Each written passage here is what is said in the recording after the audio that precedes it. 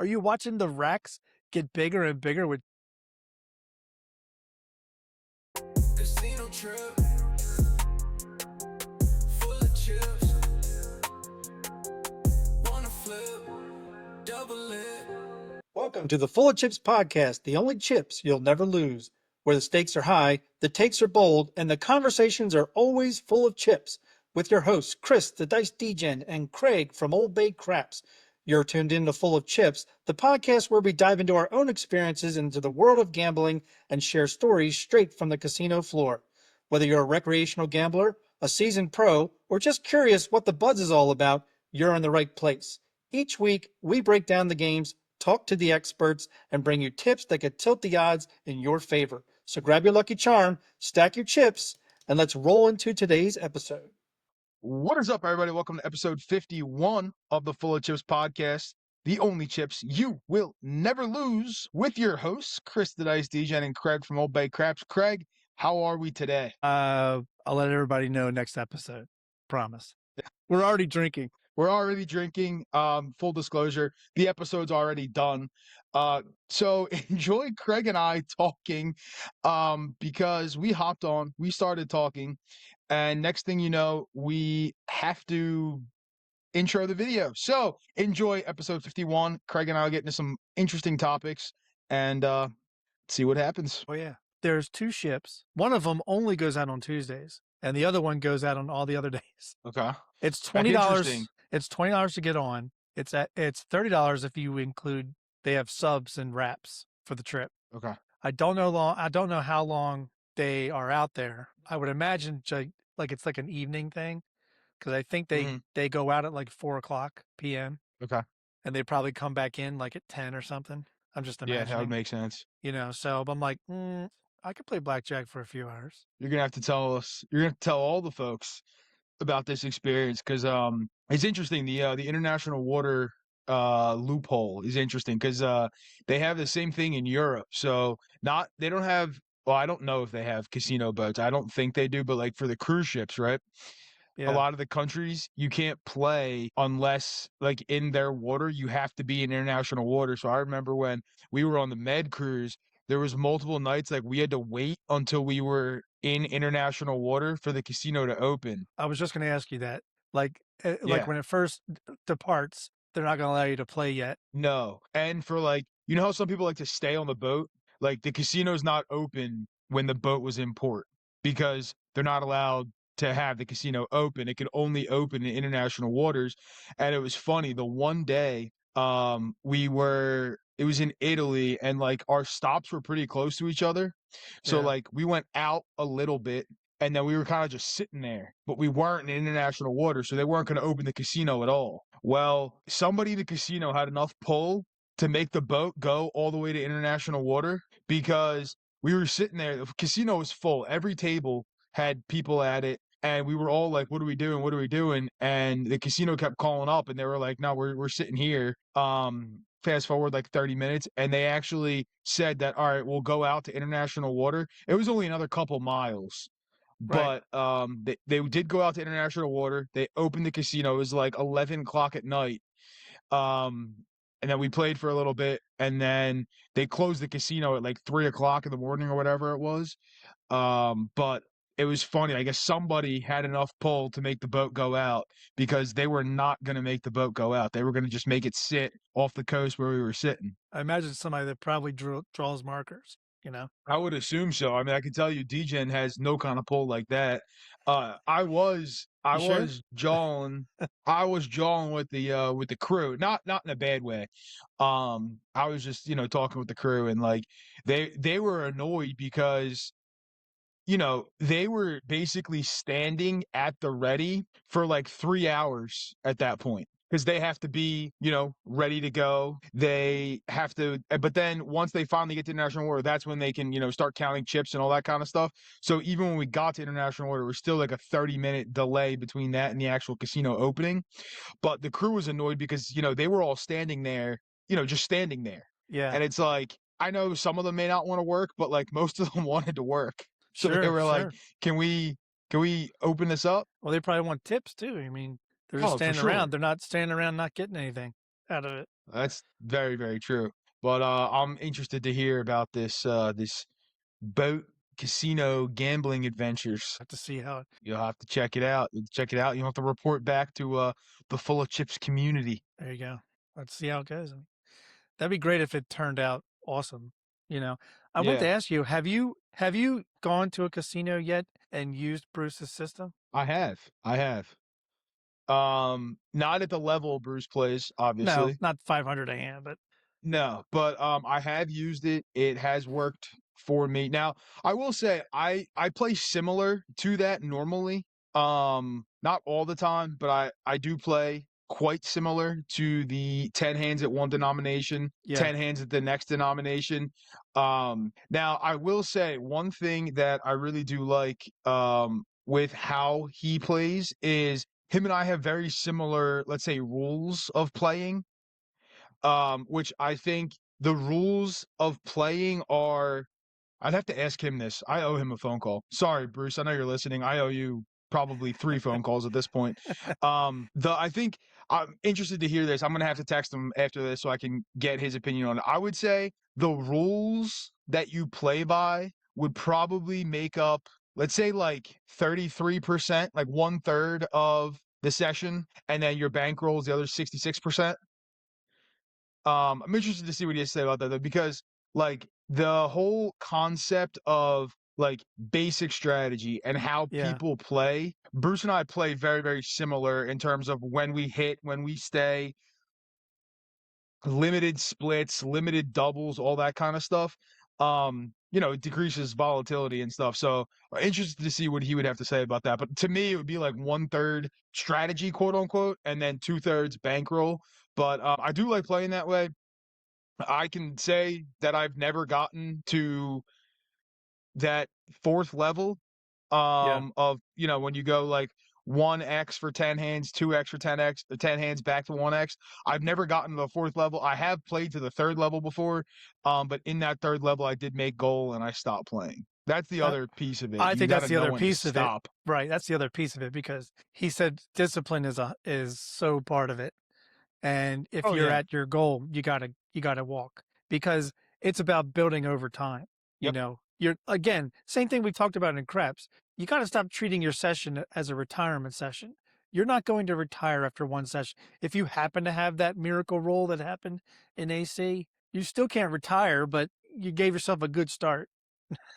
Oh yeah. So if you know you're going to be going time and time again, like Lou goes time and time again, Ted goes time and time again, Joe, all of them in the AC crew go time and time again. Have that goal, meet it, and build over time.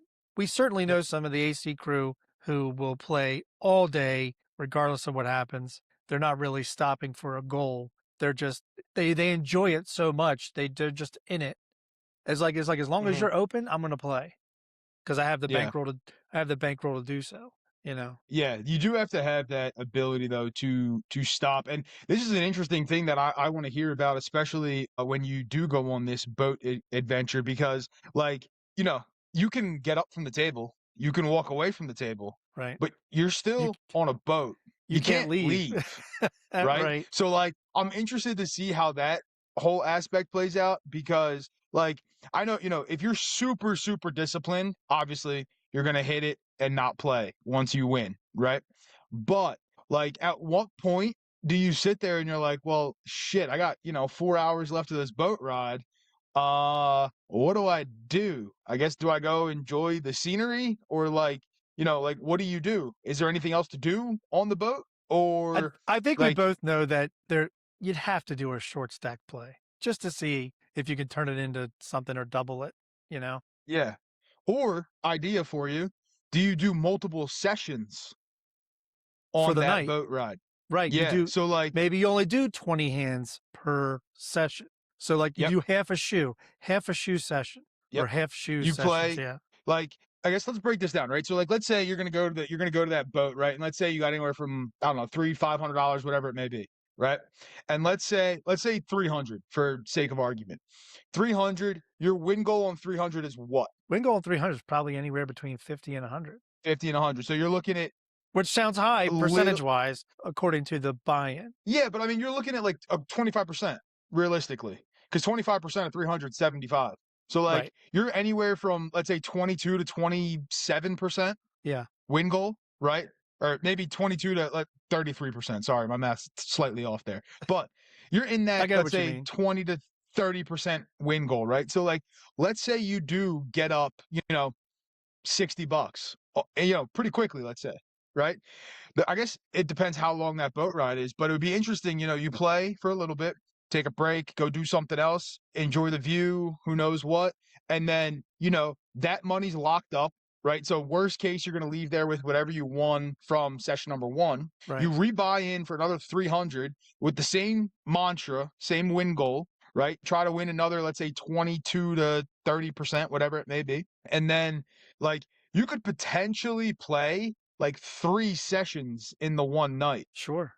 I mean, when I went to the local New Year's Eve, I took 400. First thing I did was we sat down and played craps, or I'm sorry, blackjack, and I won 110. I didn't even finish the shoe. As soon as I got the, my goal was 100. I said, I'm going with 400. I want to see if I can win 100. I happened to win 110, and I stopped. And I'm Yep. like, that's a session. And that was only, Chris, I don't even know if I made it to 12 hands. Yeah, It just happened exactly. to See, be, that's the it just thing. happened to be a good run. Yep. That's the one thing about like blackjack as opposed to craps where like if you can catch 4 or 5 hands in a row, like right when you start, I mean that could be your goal right then and there, depending on Sure. leveling you're playing and that kind of stuff, right? But like if you are playing, let's say a $15 table with a $300 bankroll, I mean 4 wins in a row puts you at 60 bucks, 5 wins in a row puts you at 75. Yeah. So, Plus, we already know I have a stop loss for blackjack, which is yep. I don't allow more than, I think I said six hands. If the dealer wins 6 straight hands, I color up. Like I consider that Yeah. a loss, and that's not always going to happen. When you played though, were you playing at a $10 table, or were you doing 15 and then you did 30 for the second 10 hands? It was a $15 table. So you went It was 15, then 30, 30, 30, back 15 down and to then 15. 30. Yep. And it Yeah, was it was more to pilot the idea because Bruce will tell you and like I do agree to an extent with like playing at that level. Like you can win, but like the wins are kind of small. So like you do have to stack them up over time. But if you are looking to grow a bankroll in that manner, it works out great. Like I know somebody like Bruce isn't going to be playing at that level, but like for a pilot type test almost. Like it worked well for me for that. And then because I was just trying it out. Plus, my other thing was I wasn't alone at the table. I had other people at the table with me. So right. like if I'm alone at the table, you'll typically see me playing quarter 50 level minimum. Well, that's the But thing, because I think that's the sweet spot for where I am in my blackjack game, which is I would love to come there with a specific bankroll so that I could do 50 a hand for 10, then 100 a hand for 10, then 50 for a hand for 10, I want those to be yeah, my starting points. for that you need a $3,000 bankroll. Right. Right? Right. Because we've done the math on it. So for the folks at home who don't know, right? It's 10 hands at one level, 10 hands at double that first level, 10 hands at the original level, and then 10 hands back at that double level. So if you're playing at a quarter, or sorry, you're playing at 50, 10 hands is 500, right? Assuming you're going to lose it all. Now you're not going to lose. I mean, if you Right. lose 40 straight hands, you should have got up But that's the thing. 20 something hands ago minimum. So if I'm at that level though, and you're right, 3,000 is probably the proper bankroll, because if I'm at the 100 level, and like I told you, if I lose 6 straight hands, and I may not even let myself go that far because I'm at a $100 level, I might go 4 straight hands or 5 straight hands and like, all right, I'm going to take a break. This isn't really working out, the way I want Yeah. right now. But I don't know, maybe $1,000 would be good enough for 2040, 2550 for the $1,500 bankroll. Depends on how Yeah, how good the cards are 2550 would going. get you 1,500. Yeah. Yeah, I mean, that's the thing. And then like, you set your win goal to be whatever it may be. And then I mean, I guess it depends what your win goal is. Like my win goal playing at that level changes a little bit. sure. So like, right, if I'm playing with a $1,500 buy and I may not be looking for 20%, I may be looking to win like a certain amount of units, Right. right? To get, let's say, up 6 to 8 units which if you're looking at it from that perspective, that's, 6 to 8% ish, around somewhere around there, or Yeah. maybe a little bit more than that, like a little bit less than 10%. Oh no, it'd be like 10%. So like, but my win goal would be, set to be something like that. But if you are playing 3 sessions in close succession like that, I mean, nothing wrong with a 10% win goal, and win 10%, get up, do like walk around a little bit, come back in another 10%. Now, obviously that's provided the cards go well and all that kind of stuff. But But maybe that could also go towards your advantage because you have a set time limit. oh yeah. You have a set time limit. So you know you're going to be there for X number of hours every time you go. It's not like it's Mm-hmm. going to be running 24/7 or it's going to be running like a 2-day trip and then you go back. No, it's for a certain amount of hours per evening. It's a set time limit. And with a set time limit, yeah, you definitely could map out, okay, I think I can get 3 sessions in. Depending on how I'm winning, it could be Mm-hmm. 4 sessions. Could be four Yeah. sessions. And the fourth session is a session where maybe I'm taking the original buy-in and maybe it's still intact and you're like, all right, I'm going to go a little bit higher by a unit. So instead of Mm-hmm. 1530, I'm going 2040. I'm like, Yeah. see how it goes.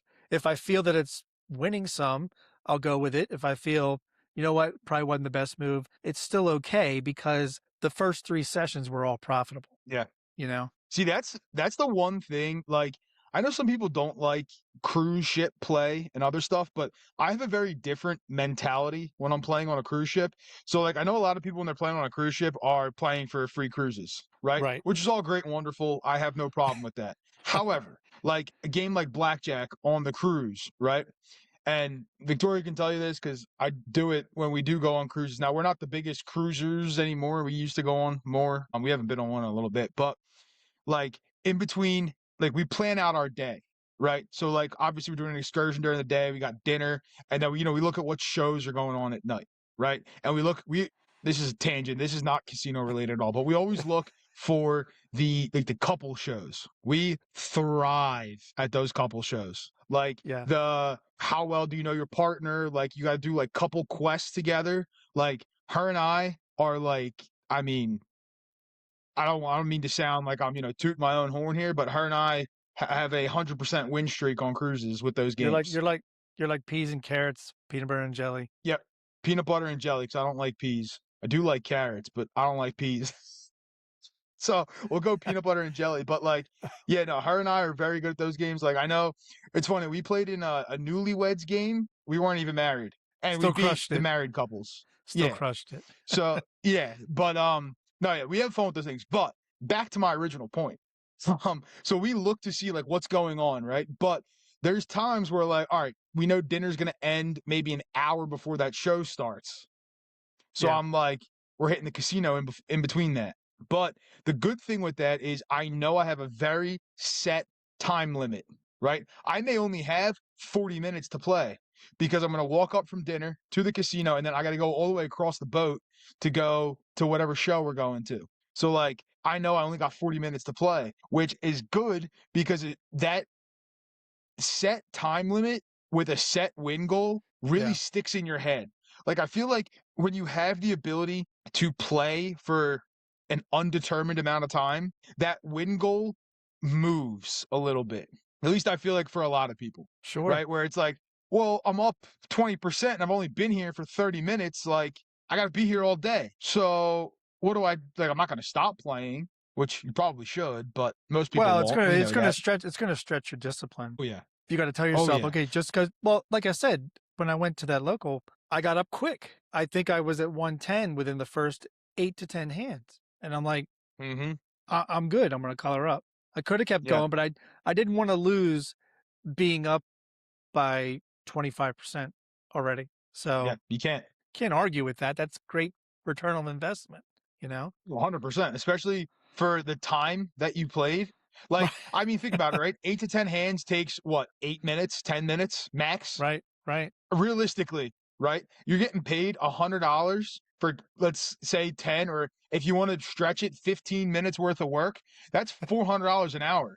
That's like, that's like doctor lawyer billables right there. There you go. I should have billed him for my time. You should have billed them for your time. Send in that expense report to the office and be like, I played for 10 minutes. There you go. There you go. I don't know if you noticed, but what's behind me is different. And you may be saying, how's it different? It's the other end of the table. I'll be honest, I did not notice. DGen is not observant enough. It's the other end of the table, huh? We shifted our felt around, We our shifted the backdrop. felt around. That's right. There you go. So we're on the other side of the table. There you go. We're on the stick left side. I was gonna say we just got off an episode talking with Ed about shooting from different sides of the table. So There you go. you're just gonna go shift your background there, huh? If you want to be a complete player and play the whole game, you got to learn from every position. You do. It's funny. Since we've talked to Ed, I've exclusively been shooting left-handed. I have not. And now I did do that prior to talking to Ed, right? Like I said on the episode. But by the way, if you haven't seen that episode, folks at home, it's our last episode 50 with Ed. I'll put a card to it above. You can go take a look. It's a different experience shooting left-handed. I'm enjoying the journey. Let me tell you though, I will be the first to tell you, it is very frustrating at times. Like Well, there are you're times not, but you're right hand dominant, right? I can't wipe my ass left-handed. So yes. I choose not to, but no, I'm very interested to start this journey of exclusively rolling left-handed. Yeah. Because I do think I can hit the landing zone better, which is unbelievable. Yeah. I mean, if you told somebody, "Hey, I know how to improve your landing zone," you're like, "What? I'll do whatever it takes." You know, like, Yeah. just switch hands, idiot. Like, okay. Should switch hands. Well, like I will say though, it is frustrating because like I am a person who I like to be good at things as soon as I do them. Of course, Right? who Like doesn't? there's very few things that I will continue doing that I am not good at. Very, very few things that I will continue doing that I'm not good at. And Like golfing? initially, yeah, golfing is one of them. Like I started out golfing and I was like a natural. Like I just was good at it when I started. It was funny. First time I ever went golfing. Again, tangent, why not? First time I ever went golfing, I was in Poland with my dad. So my mom's family's from Poland, but I don't know. I was like 7 or 8, something like that. And my dad wanted to go golfing in Poland. And at the time, Poland had like, I don't know, maybe 10 golf courses. Right. And we happened to be near one on one of these vacations we were at. So my dad's like, "Oh, I want to check out, what this Polish golf course looks like." And I was like, "I'll go with him," because like my dad I'd go to the range with him and like I'd swing a couple times and it was whatever, right? But so I go with my dad and I'm just walking around with him and he goes, "Hit this shot," and I'm like, "All right." So I take the club and I swing and I stuck it to like, I don't know, 6 or 7 feet from like $150 out. And my dad looks at me and goes, "What?" So then I played the rest of the round, basically. And I was hitting the ball really, really well. And then I got super into it. But yeah, I was kind of natural at that. I don't know why. What does that have to do with craps? Couldn't tell you. But what it has to do with is the left-handed throwing. Like I said, you have to let the frustration not get to you because there are times where your toss looks so bad, like so bad. And there's times where you miss the landing zone horribly. Well, according to the short you put up today, that was a poignant point that Ed made. If you have poor hand-eye coordination, that's going to be part of it. When he was saying, he saw somebody aiming for one spot, and when they threw it, it was 3 to 4 feet to the left. Like that's really bad. Now, there are always going to be some tosses that just go errant because a muscle spasm, a twitch, you have that, that like, I don't want to say it. I don't want to say it, but I'm going to wind up saying it. Say it. Where your hand jerks, where your hand twitches, Yeah. Yeah. No, it But- does happen. Same thing like we talked about with Ed too, even with like new dice, right? Like if you catch an edge, now I know Ed was saying, new dice will expose every flaw in your toss, but like it doesn't mean that your toss is always bad. It's just you had one toss that was bad and you caught that edge. And The one thing I will say left-handed too that I found is I don't know, it must be a subconscious thing when I throw right-handed, but like when you go to throw right-handed, right? Let's say you hold on to the dice for like an extra millisecond, right? You know you let go of them too late. What do you usually try to do? Well, you usually try to push them a little bit because you know that you're past where your normal release point is, Right. So right? And like your thumb just pushes and now they split. yep, exactly that, right? So it's like and you don't wanna do that, obviously, and most people don't even think about it when they do it until after the fact, right? Because your mind just takes over and you, "Oh, shit, I pushed those." It's not like you were sitting there thinking, "Oh, I'm gonna push these," like, it just so happened. Well, when I'm throwing left-handed, and maybe it's the hand-eye coordination, maybe it's just me being useless with my left hand that, like, I don't do that, and you'll see sometimes the dice just, like and, like, plop, like, right in the come area, and they don't move off the that, and, I would get warned, "Dice gotta hit the back wall." It's like, "Yeah, I know."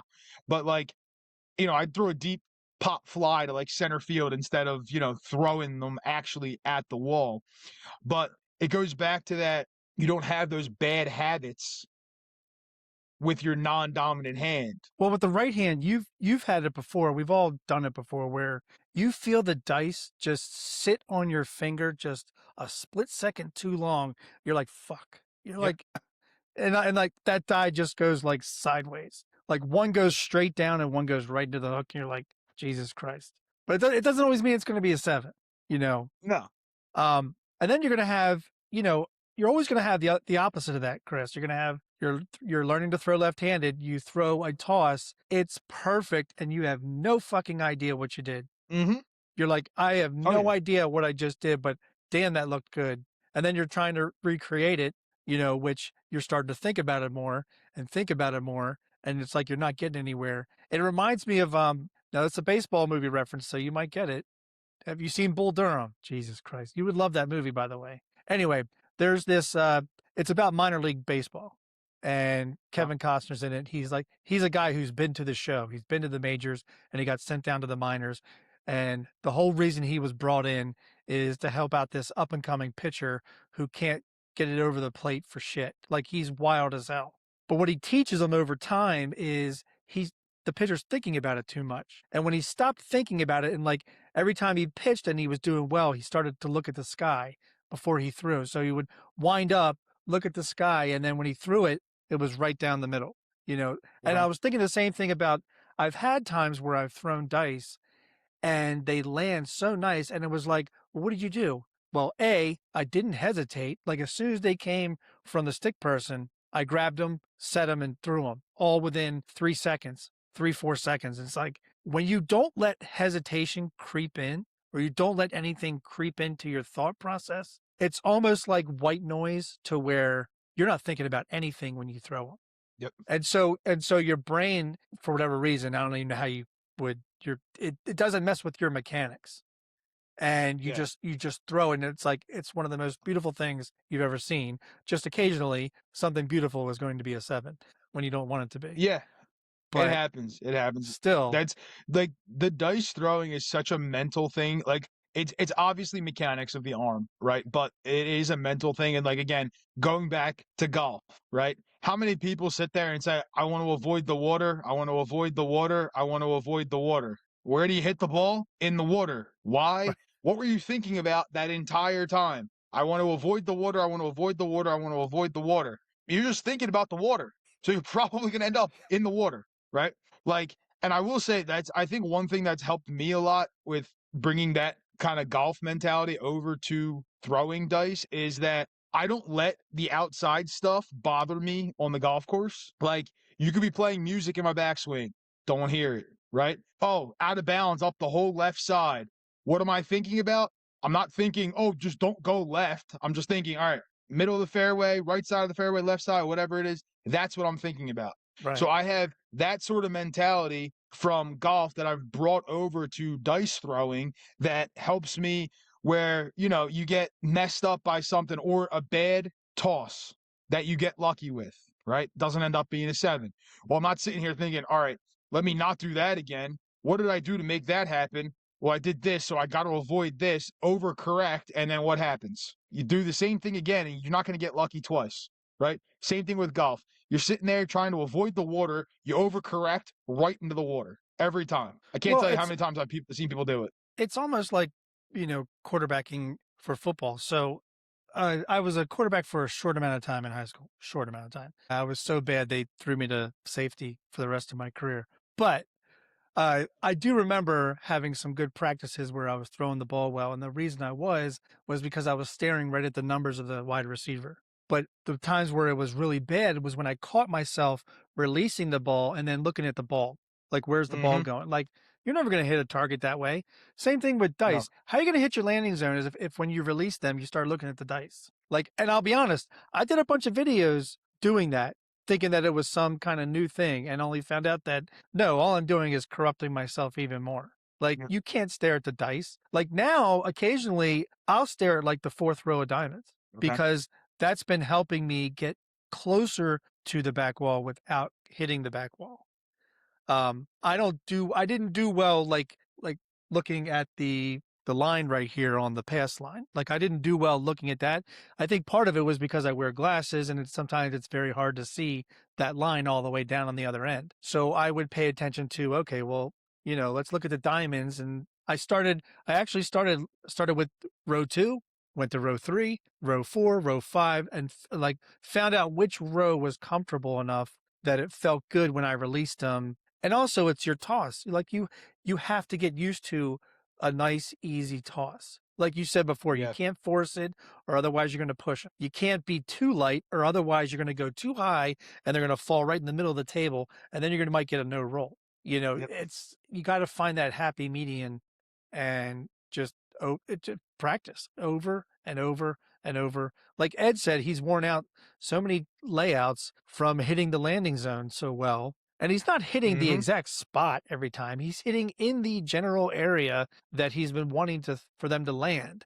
And just Yep. over time, doing it well, yeah, you're going to wear a mark into that particular area of the craps layout, which is why they say, when they go to the casinos, you're looking to see, okay, is this a new felt or does this felt have something on it that I can cling to as like an indication of maybe a landing spot? Yeah. You have to pick, a landing spot that works for you and your toss, right? So, like, with your example that you use the diamonds, like me personally, I can't use the diamonds because when I look at the diamonds, what am I looking at also? The rail and everybody's hands around the rail, and I can't do it. I just can't do it. So when I'm throwing, I am looking at the dice in front of my hand, like literally straight down in front of me, right up until I'm about to start my toss. And then my eyes shift to down the felt. And I'm usually looking right around like the edge of the field and like the don't pass area there. Yeah. So, like right by the 12 and the don't pass, that's usually where I'm looking.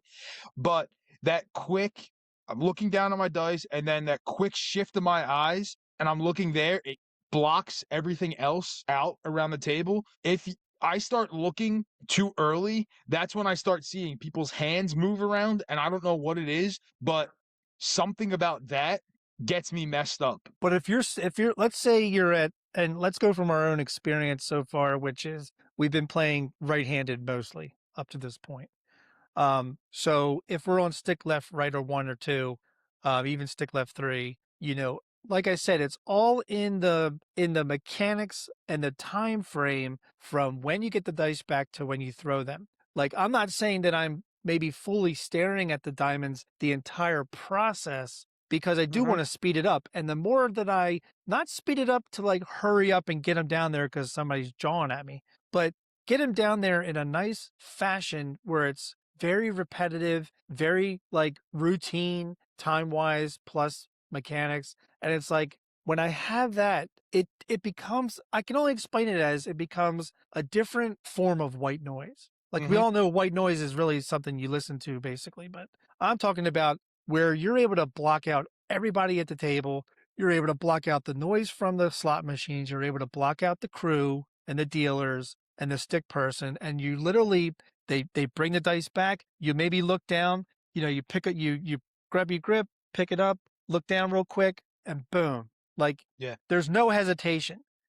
For me, I know once there's hesitation, now there's doubt. And when Yeah. there's doubt, now something like I just said earlier about like maybe a die sticking to the ring finger a little too long than it should have, or maybe it's sticking because it's heat, from the casino. Like Mm-hmm. it's just not very, especially in summertime.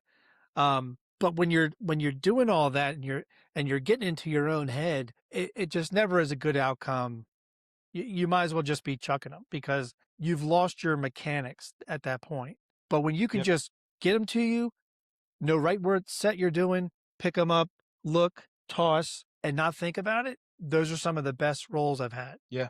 It's the mental part of it, right? I think we all talk about like the actual gameplay, but like the mental aspect of playing and shooting, I don't think enough people focus on that because it's really in between your two ears, especially shooting, right? And like somebody who's, a practiced dice thrower might tell me, well, that's because you're not practiced enough and it's not just automatic for you. And I'm like, all right, fine. You're probably right. Right. Probably are, right? But for me, it's the mental aspect of it, and like even switching to shooting left-handed, right?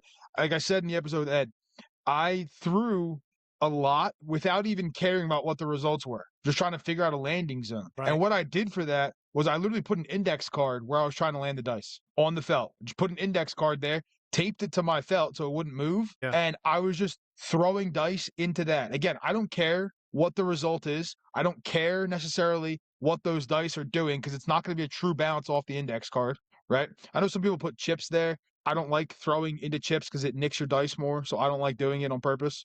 But I literally put an index card there and was just trying to get the toss, the mechanics.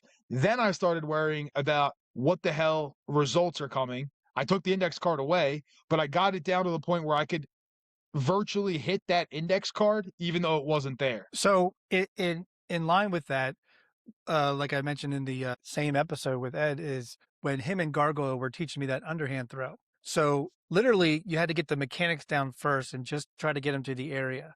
And what I did, and you can see right above me, right over here, I put a black piece of tape here and here where it kind of hugs the field here. And then Okay. when I was rolling them, I was aiming to drop the roll somewhere around the 10 and the 11. And that gave it plenty of time to die and roll in between the two pieces of tape. And when I could do that consistently, then I started worrying about what's the result. Because again, Yep. I was using a 5-3-5-3 set. Now I Okay. thought I was doing a 5-4-5-4 because I was looking at them, and I even put that in the bone tracker at first. And then I was talking to somebody, and I don't remember who it was that chimed in. It was somebody that's I'm gonna say a name like Mudside Mac. I don't know. It was somebody of that caliber, and they were like, well, wait a minute, you're underhanded. You're underhanding. So it's not 5-4-5-4, it's 5-3-5-3 because that's what's facing top and facing you when you're underhand tossing it. So I had to Yep. change the whole bone tracker to 5-3-5-3. Then I found out what I was really doing with the dice when they were landing. Um, Yeah. but yeah, it's so much. It really is so much. And you and I talked about it once before in one of the earlier episodes. We talked about there's like 36 things that are part of the toss if you were to break it down in like minute detail, Yep. There's a And it's lot. like, but it's like as much as there is in the toss, you just got to do it without thinking about it. You just have to toss it because when you just toss it, you're not thinking, you're not hesitating. You always seem to have the right angle, the right arc, the right landing zone, and you're getting the results you're expecting. Mm-hmm. Yep. You got to remove that mental piece of it. Once you Yeah, start overthinking, you're screwed. 100%. I mean, that's with a lot of things, but especially throwing dice, at least for me. Like, once I start overthinking, forget about it. Just take the dice away from me, please. Somebody put me out of my misery and put the table out of its misery. Because if I start overthinking, forget about it. And I will say, right, because we talk from experience and other stuff, I can still overthink things. Yeah. Right? Like I'm not immune to overthinking. It still happens. It still happens to me. It will continue to happen to me. I'm sure if you ask Ed, I'm sure it happens to him too. Yeah, he said, Right? he can PSO with the best of them. Yeah.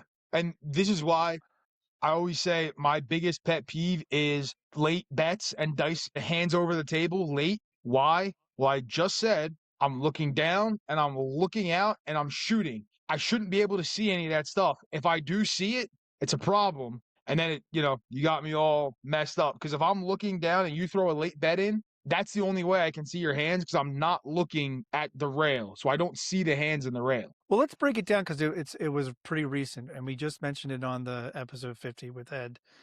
Is your session at AC where you had the 9 6s? Mhm. What was working on that toss? Because I definitely think you were in a zone. Yeah. But what was working for you that you kind of knew this is going to go on for a while if I keep doing it this way? I was double pitching so bad. And I was going to say it on the episode with Ed, but then we went on a tangent about something else. So I was throwing the all 7 set on that one, right? Where you want to double pitch. That's where you get the hardways, Right. right? When you start double pitching. So my problem was I had shot twice before that and I couldn't stay away from the double pitch. I changed sets. I was doing all this stuff. I couldn't stay away from the double pitch. So on the third toss, when I had no money left, I said, I'm going to embrace the double pitch. I'm not going to change anything. I'm just going to embrace it, toss how I've been tossing. And when I was throwing, the double pitch that kept happening almost put me into a zone. Right. If that makes sense. So it put me that I knew exactly what the dice were doing. I was getting results that I was looking for. So that kind of just kept guiding me in that zone, in that groove, and I just kept doing it. Right. And there's nothing better as someone who is trying to throw the dice or trying to have some sort of influence on the dice that you're getting exactly what you want consistently. When you get in that zone, it's almost like a high because it's like, all right, everything I'm doing is working exactly how I wanted to do. So when I saw those results, and that's why I was getting so many hardways and I mean, this, people who play in Atlantic City, when I throw the all 7 set, I don't throw the same all 7 set all the time. I just make sure it's an all 7 set. Now, I hate looking at 6s and 1s, so I don't throw anything with 6s or 1s on top. It's usually a 2, 3, 4, 5 on top. However, on the other talking with Ed, I think I might try a 6-1 on top on the come out roll. Yes. So that is the only time I will do that. I don't know what it is. There's just something about the 6s. When I'm throwing an all 7 set, when I see a 6-1, I don't know what it is. It just I hate it. I don't know what it is. I don't like it. But I'm usually throwing some sort of 5-4-2-3 or a 2-3-5-4 or even a 3-5-4-2.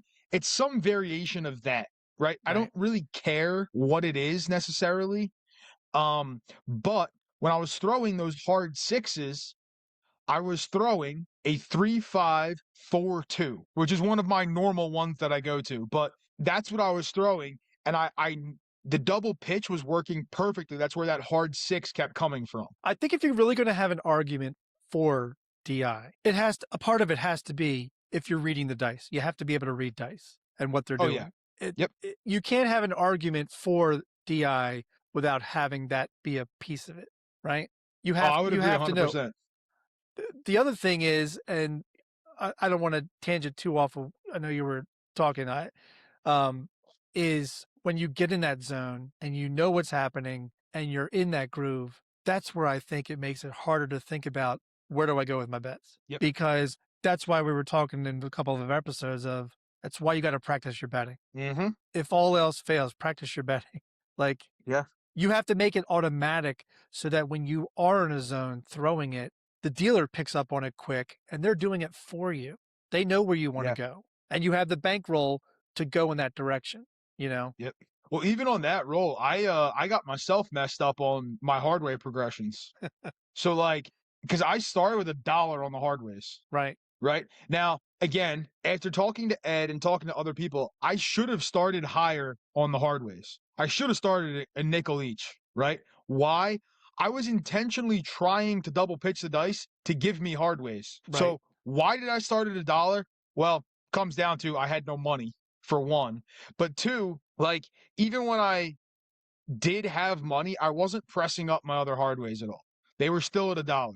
The only ones that were pressed up were ones that were hitting, and I full pressed on the first one. I didn't collect anything on the first hardway. But with that, again, the intent if I had more money, I should have started at a higher level. But I was in such a zone throwing, and again, not having money messed up my whole betting. But I Right. screwed up my hardway progressions that I typically do on my hardways. I messed it up completely. But as And long I as I've don't known know. you, you've always parlayed the first one. Always. Yes, always parlay in the first one. But typically, so if I started $1, right, I parlay it to either 10 or to 8, whatever hits. And then I go to a quarter usually. Well, I didn't do that on this one. I went to like 15 Right. and then I went to 20 after I hit it again. And I'm sitting here like, again, hindsight's always 2020, right? So yeah, should I have parlayed it 4 times? Yes. Knowing that I was going to hit 4 in a row, not sequentially, but 4 hard sixes before I threw an easy 6. Yeah, I should have parlayed, and collected on the 4th one. But my normal progression, I didn't even do it because I was in such a zone throwing. And I don't know if it was that I was trying to bring more money back because I didn't have any, or if it was just that I wasn't even focused on my bets. I couldn't care less what was on the felt. I just wanted the dice back into my hands and out of my hands because I was just locked in. Well, I think part of it was the first part of your roll, you had to hit points to give yourself more Mm-hmm. money to bet. Like if it didn't happen with points, you wouldn't have gone further. Like you Yeah. didn't have the money in your rack to play anything. So, because on that roll you started off with a pass line and an ATS. Like you had to hit a Mm-hmm. point just to get money so that you could then play those dollar bets on the hard ways. But imagine if Yep. you did have your proper buy-in that you always seem to buy in for, and you were in a zone, and you started at a nickel, you definitely would have gone to a quarter the next roll or parlayed Yep. it, It like would I've have been seen you parlayed. do. You would have parlayed it. Mm-hmm. So you would have gone from 5 to 50 on in a 6 or Yep. 8. And then that right there is what, 450? Yep. I mean, And it I'm not it saying you would it have would gone have to went. 100, but you probably would have put quarters on all of them. No, it would have went to 75. So my Okay. typical is, and some people may say this is not smart. I don't really care what you have to say, to be fair. But if I started at a nickel, I hit it at, if I get 2 in a row, right, I parlay it, hit the first one, it gets parlayed to 50 or 35. Or sorry, Yeah. 40. Whatever one hits, right? The next one I go to, on the 4 and 10, I go to 50, bring the rest back to the rack, right? The 6 and 8 are already at 50, they go to 75, and I go up in quarter increments from there. Okay. I've not been fortunate enough at a casino to do this, but the progression I have at the practice table is a nickel, then a quarter, then 50, then 100. Yeah, If I I happen to like hit it that. for if I happen to hit it for 100, then max 250. Okay. Yeah, Um I've never been at max on a table. I have been at black chip. I've never hit a black chip hard way. I've been multiple times at black chip level, but I've never hit one. But see, here's the other thing too, that like if I do hit the parlay, right, and I get that either 350 or 450, or if I get, the 300 or whatever I get coming back to me, then if it does get knocked, I go back up for a quarter. yeah. Now, I think what helps me remember the progression is because I use the same progression for the world bet. And because I'm doing it on Yeah. the come out every roll, it leads me into, okay, yeah, I remember how I want to progress on the hard ways if they happen to hit. But again, just like the boxes, you and I treat the hard ways as individual bets. Mm-hmm. We're not That's hitting a we're not good hitting way it to remember it, though, for right. We're you. not hitting That it it's for a your quarter. hard way progression. Sure, and we're not hitting it for a quarter and then pressing them all a quarter. Like it's just like putting money out there that's never going to hit. Like what if a hard 10 never hits? Like that's just been Yeah. sitting there collecting dust, and that quarter could be back in your rack or be pressing on that hard 6 that was hitting so many times. Yeah.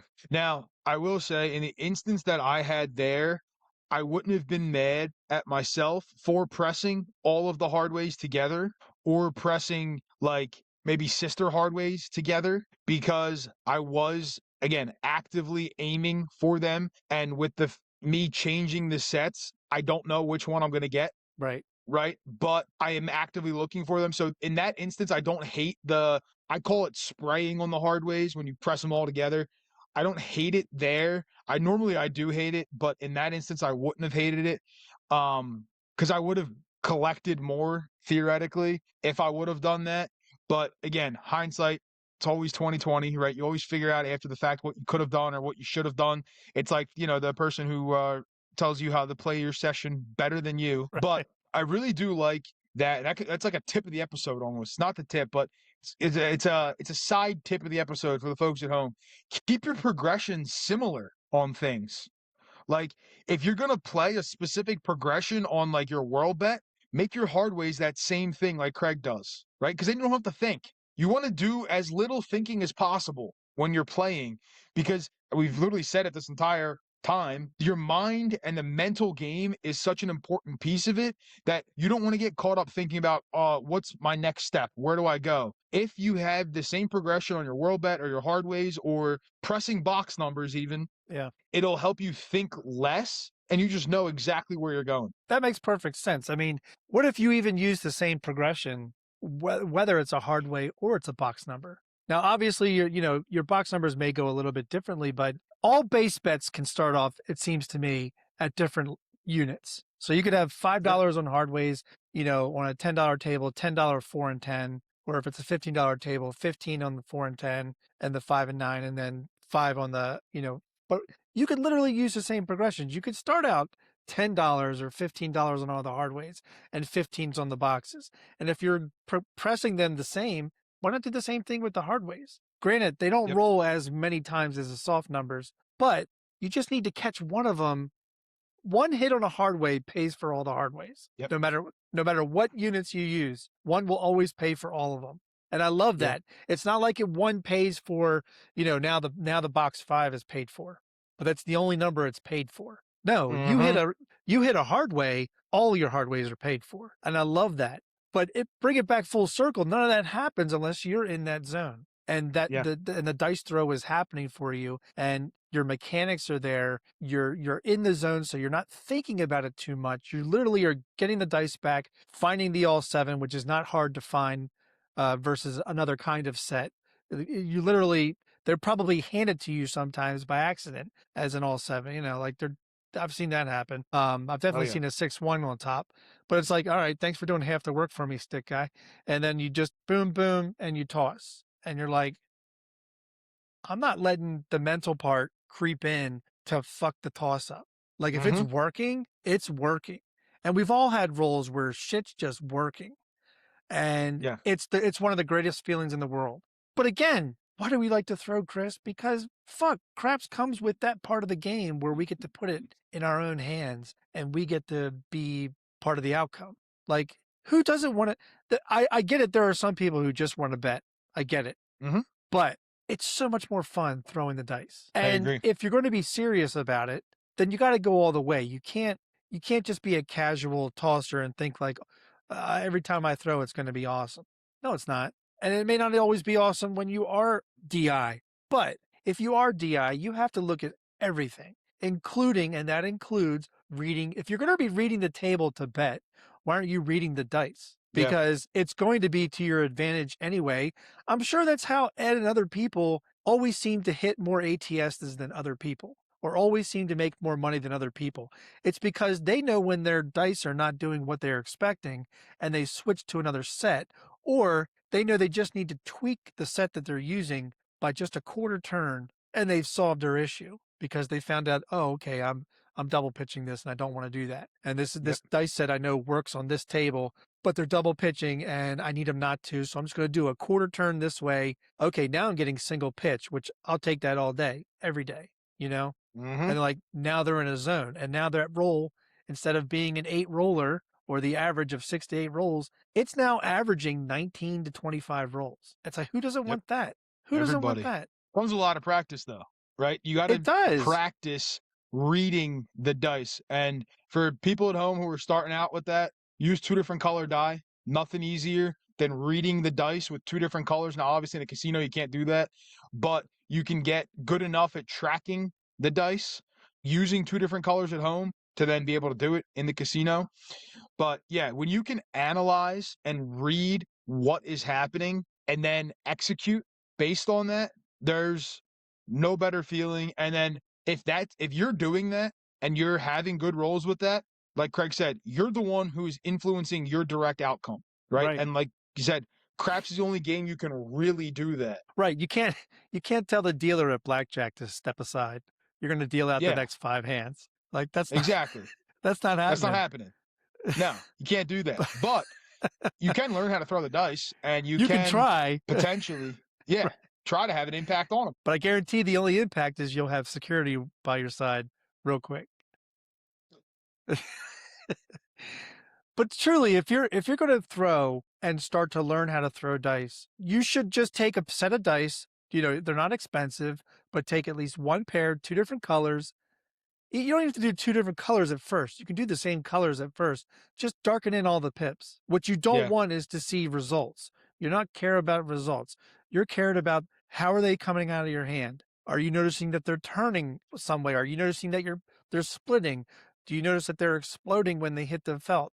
Do you notice that they're not always staying together all the way down the lane? Are you hitting your landing zone? You will be able to focus more on that if you have dice that have darkened in pips to where the dice just look like colored cubes.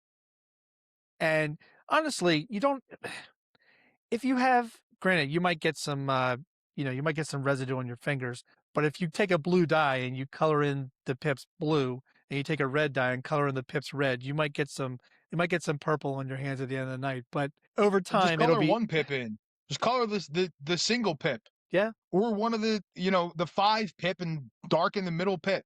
Like, you don't even have to color in all of them. Just color in something that you can figure out what the difference is. Yeah.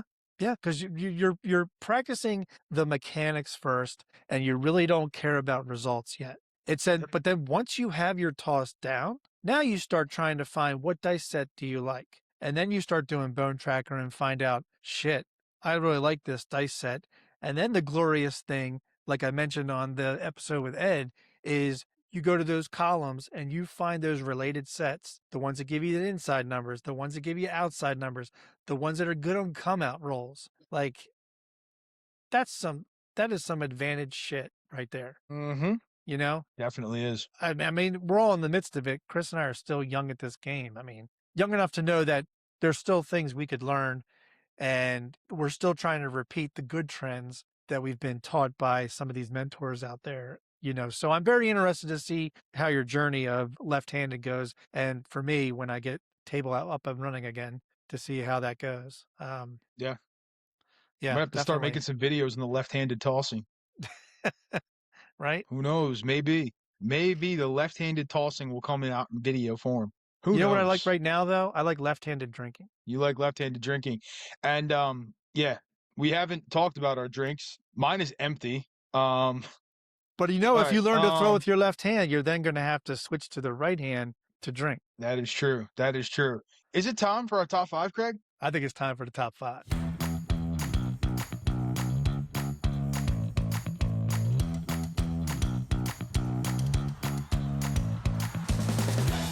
It is time for our top 5, and our top 5 today is the top 5 reasons your dumb play gets eye rolls at the table. All right, Craig, what is number 5? All right, number 5 is you bet the don't on a heater. Congratulations, you've become the villain in a table full of protagonists. Like you're just, what are you doing? Like we've already 35 rolls in, and somebody just made the point. Now you're gonna play the don't. Like, dude, are Yep. you watching? Are you watching these rolls? Are you watching the racks get bigger and bigger with chips? I'm sorry if you're not getting enough chips in your rack. Maybe you should fucking bet more. Maybe. All right, Craig. My number 5 is along the same lines. We were in the same book. We were just reading a different chapter. There you Because go. mine also has to do with the hot roll, but mine has to do with buying in during said hot roll. Maybe you're not playing the game yet, but you couldn't wait your turn till the puck was off or a point was hit to buy in to play your game. So you are dumb for buying in during the middle of a heater. Number 4. Number 4, you throw in money mid-roll and say, what can I get? You can get gone, asshole. That's what you can get. Oh man. I guess my number 4 kind of aligns with that. My number 4 is you wait until the last second to make every single bet. The dealers are ready, dice are out already. You had 45 seconds to a minute to make your bets, but now the entire table has to freeze while you decide what bet do you want placed? I love that. I love that. All right, my number 3, and I've seen this time and time again. You correct the dealer when you're wrong. Bold strategy always ends with a sigh from everyone. I like that one. I like that one. All right. My number 3 is you're too indecisive with your bets. So you start placing bets and then picking them up and then saying, wait, no, I don't want that. But I do want that. And now you're confused. The dealer's confused. And you're the one who's arguing. You had a bet on the hard 10 Always an argument. Always an argument. every time. At least every session has one argument. Yep. The strength of the argument changes, but it's always one argument. It always won. Always won. All right. My number 2. You change your bets every single roll. Like, you don't know what the fuck you want. You're like, give me a 6-8. All right, cool. A lot of people start off that way. And then you're like, give me horns. And you're like, take down the 6-8 and put it on the yo. Okay, the yo didn't hit. All right, give me an ace deuce and give me a 4 and 10. 5 hits. You're like, all right, I think I'm going to play the field for a while. Jesus, stop. Pick a lane and stay in it. Right. Right? Right. All right. My number 2 is you're the instant expert and coach nobody wants. You should press that. Shouldn't bet that. You got to set the dice this way. That's not how I would play. Guess what? Nobody cares how you would play. We're not playing the way you're playing. The self-appointed table coach has an opinion on the bets that everybody's placing, but nobody cares. There you go. There you go. Nobody cares. Nobody cares. Nobody That's cares. going to be on a shirt. That's got to be on a shirt. Yes. All right. My number 1. You blow on the dice like you're summoning a craps genie. No one wants your drunk ashtray breath on the dice. Not even the dice. I'll let you throw the drunk ashtray in there because it's usually them. All right. My number 1 reason your dumb play gets eye rolls at the table is because your dumbass blames everybody at the table except you. You tell somebody they jinxed the table. The cocktail waitress came around and ruined the roll. Well, that guy just walked by in my area. The dealer was paying me too slowly. Every loss becomes somebody else's problem. You are the table's problem. You're the problem. You're the problem. Stop being the You fucking problem. People got to stop being the problem, man. I don't understand why everybody wants to be a problem. They really do. They do. All right. It kind of goes into the tip. It does, Craig. What is our tip of the episode? All right. Our tip of the episode. Respect the rhythm of the table. Every craps table runs on its own tempo. And if you can't figure it out, guess what? You're the problem. Respect it. Don't interrupt it. Don't hijack it. Don't drag it into chaos because you suddenly remembered a bet you saw on YouTube. When you respect the rhythm, the table welcomes you. Break it, and the whole crew responds with dirty looks, dumb bet side eye, and a silence so heavy it feels like an intervention. Good tip. Good tip. Not enough people respect the rhythm of the table, and they should. Guess maybe it comes down to learning and etiquette and all that kind of stuff, but that's something for another episode that we'll talk about in the future. Great episode, Craig. Didn't go according to plan, but hey, sometimes you don't got to go according to plan. But I enjoyed this one. I think we talked about a lot of interesting things, a little bit all over the place, but overall good. Hopefully the folks at home will enjoy it. This is kind of a great preview, honestly, for those who want to join us on our episodes. There is a post in Patreon. I said it last time, but there wasn't one. This time I know there is one because I did it right before we recorded this episode.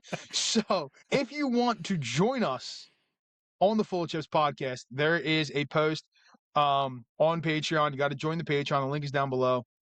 Go join it.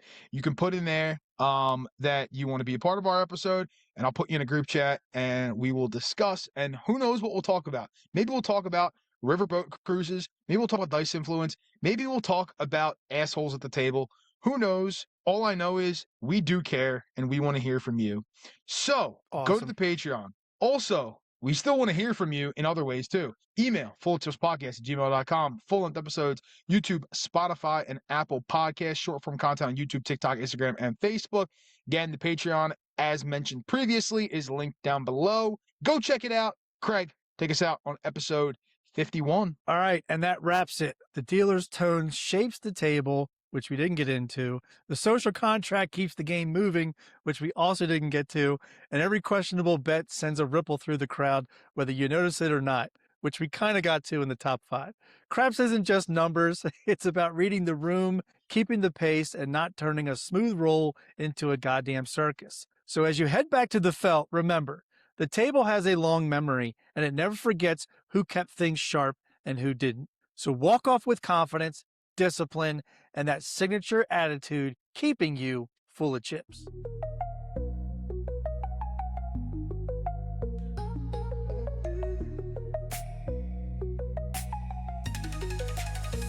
On the